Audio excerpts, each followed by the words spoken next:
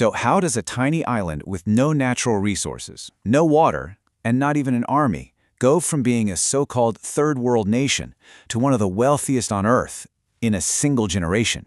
It sounds impossible, right? Well, let's get into the incredible, almost unbelievable story of Singapore. This is where it all kicks off. August 9th, 1965. The man you're seeing? That's Singapore's leader, Lee Kuan Yew, on national TV.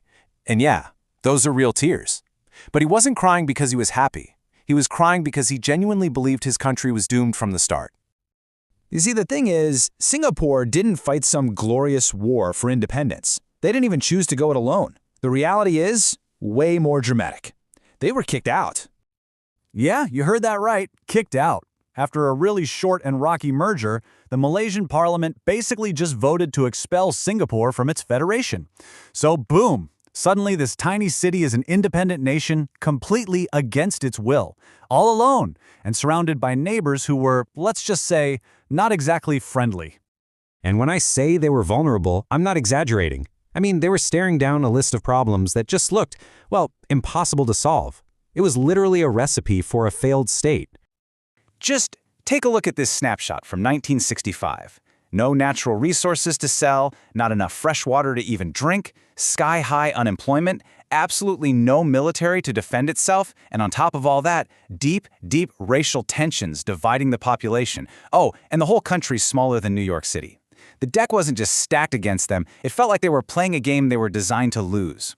So, faced with all of this, what did Lee Kuan Yew and his government do? Did they pick one crisis to focus on? Nope. Their plan was, well, it was unbelievably audacious. They decided to solve all of them at the same time.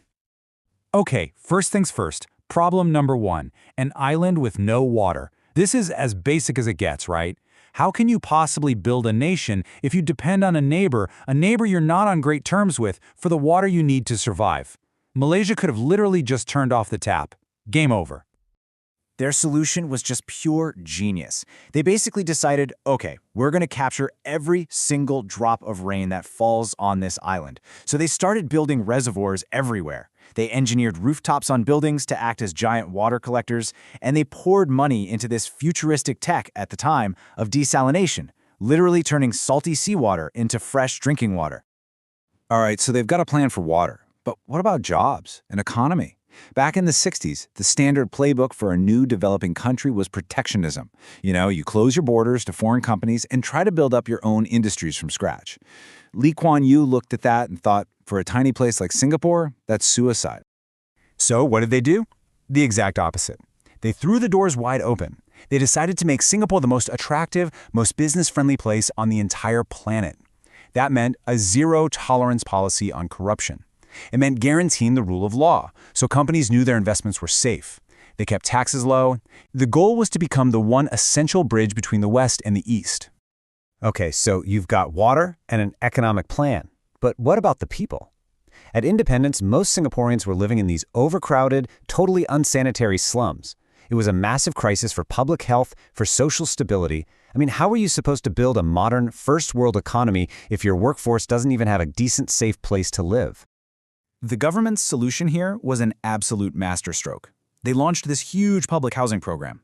But, and this is the brilliant part, they didn't just give away apartments. Instead, they set up this mandatory savings plan called the Central Provident Fund, or CPF.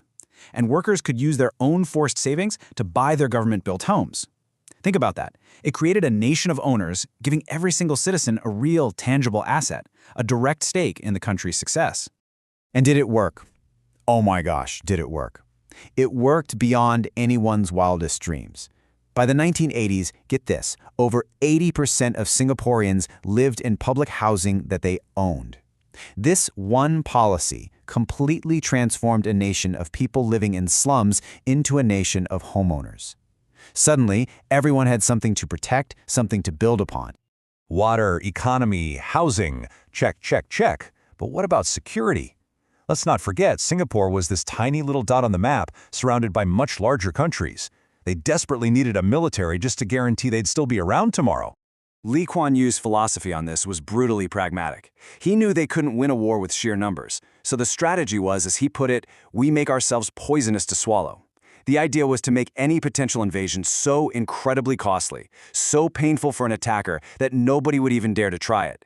And to do that, they brought in mandatory 2-year military service for all male citizens, creating a highly trained citizen army. So all these plans, all this hard work, did it pay off?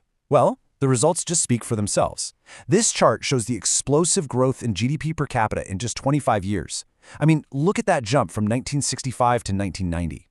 As all that foreign investment poured in, as new industries took root, the nation's wealth just skyrocketed. This wasn't just a plan that was working, it was a full-blown economic miracle.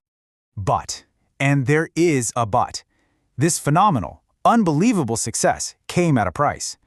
The model that built modern Singapore involved some major trade-offs, and they're still really controversial to this day. At the core of it was this idea that Lee Kuan Yew championed, what he called Asian values. He argued that the needs of the community, of the collective, had to come before the rights of the individual. Social harmony and order were seen as way more important than the kind of personal freedoms that might lead to chaos. And this quote from the man himself really sums up the whole justification. He said, "You can have all the free speech you want in a failing country, or you can have prosperity and order. Most people choose prosperity." To him, the choice was that stark.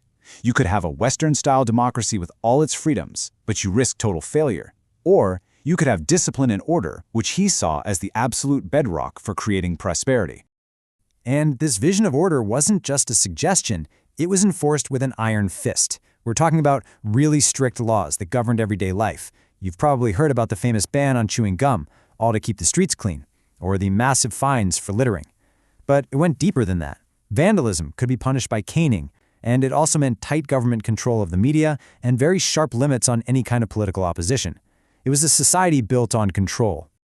So, after all this, what is the legacy of this incredible and, controversial journey?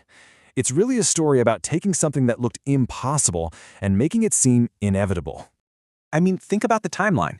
In a single generation, Singapore went from being a place everyone thought was doomed to becoming so wealthy that its GDP per capita actually surpassed its old colonial ruler, Britain. And when Lee Kuan Yew passed away in 2015, an entire nation mourned the man who, pretty much through sheer force of will, had built their entire world. But the story isn't over. That's the thing. Today, Singapore is facing a whole new set of impossible problems. A rapidly aging population, super low birth rates, and the challenge of how to maintain that top-down control in the age of the internet and social media. The game keeps changing. Singapore's rise is, without a doubt, one of the most remarkable stories of the 20th century. It's this powerful testament to what long-term planning, pragmatism, and just a relentless refusal to fail can achieve. It proves that sometimes the impossible can be made inevitable, but it also leaves us with a really tough question. What price is worth paying for prosperity? So, the next time someone tells you something is impossible, maybe just remember Singapore and the choices it had to make.